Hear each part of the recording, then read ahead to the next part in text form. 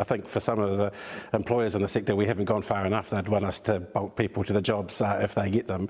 But we've said that if they spend 2 years here, is for the likes of a nurse, because we need those skills, they're working in that role, and that after 2 years of making that commitment to being here in that role in New Zealand, that they'll be eligible for residence. So are they bonded to a job? They're not bonded to a job, they're bonded to the role. So the role. So they'll be able to move from employer to employer if they're still in that role.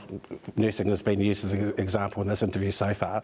But we need those nurses, and the early feedback that we got from the consultation from the employers in the sector is that because we need them and we want them to stay in those roles, that being able to have them for 2 years in that role before they went to residence is something, and again, it gives them certainty after those 2 years that they can make, they'll put roots down in New Zealand and stay here for good.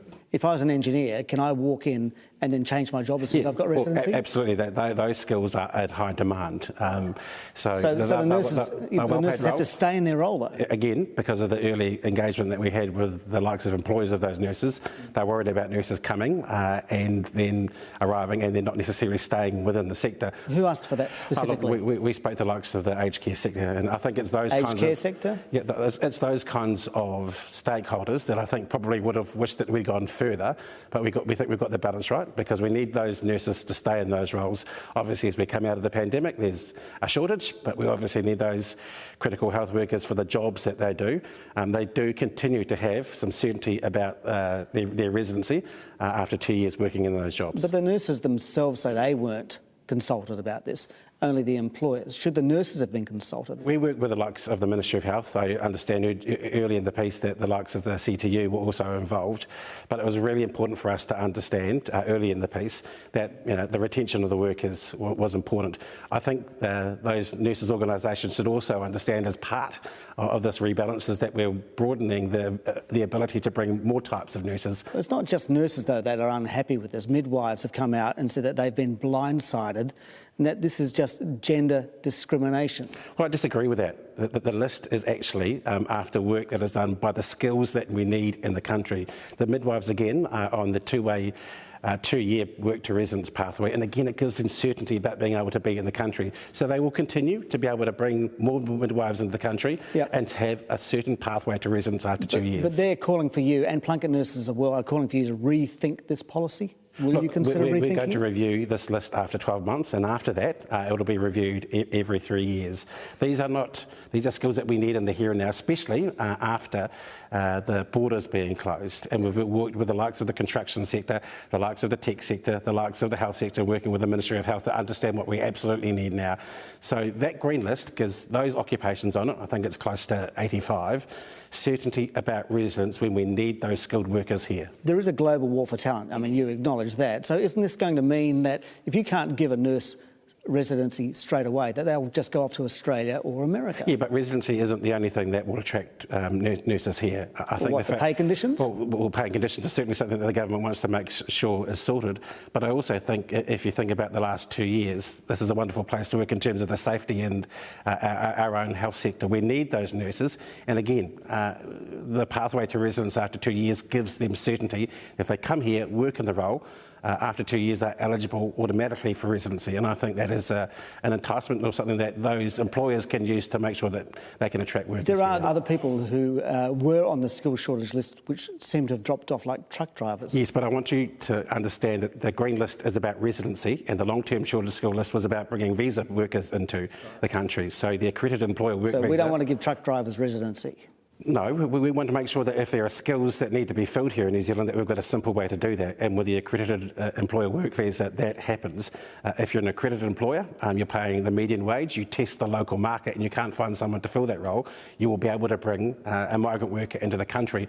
We want, at the heart of our rebalance changes is making sure that we've got a higher wage, higher skilled workforce and migrants coming into the country. We still need those skilled workers. 75% of temporary migrants are being paid above the median wage. What about the other 25%? Are you abandoning, like the Greens say, the low-paid migrant workers who kept the country going through the pandemic and now can't get residency? No, look, I think what you've seen in the last 12 months, we've had the 2021 residency visa, so those types of workers that have been here a long time or have been in skilled or scarce work have been, this government has committed to making them residents. We've got about 192,000 people who are on temporary visas in the country for some time, who we've given hope to be able to lay roots here in New Zealand. That is a huge commitment to make to them. The Greens are also calling your policy sexist because Tier 1 treatment for, say, lucrative male-dominated jobs, they can walk into residency, whereas the female-dominated jobs have to wait. I think that's an assumption that is wrong.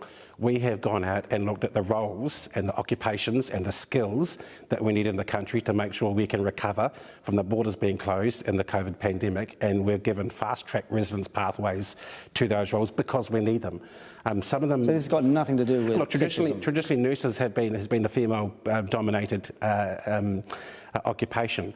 But to say that it's sexist when we have based all of our work for the Green List on what the country actually needs in terms of skills is the foundation of that Green List. So it seems to be the employers dictating the immigration policy with the nurses, though.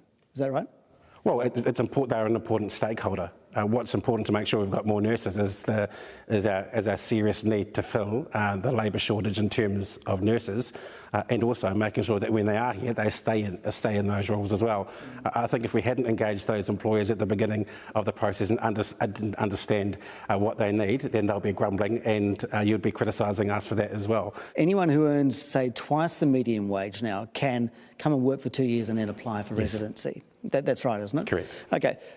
Given the gender pay gap, have you ever thought about having two levels? So women would have to qualify for 105,000 rather than, say, 116,000. No, we never thought of that. I think we thought about another pathway to residence to make sure that those are highly skilled that didn't necessarily make the Green List had a pathway to do that. Because this way, more men will be accepted into residency than women, according to the gender pay gap. Look, I think we want to make sure that we're attracting high-skilled workers. That's why to try and make the system as simple and streamlined as we possibly can.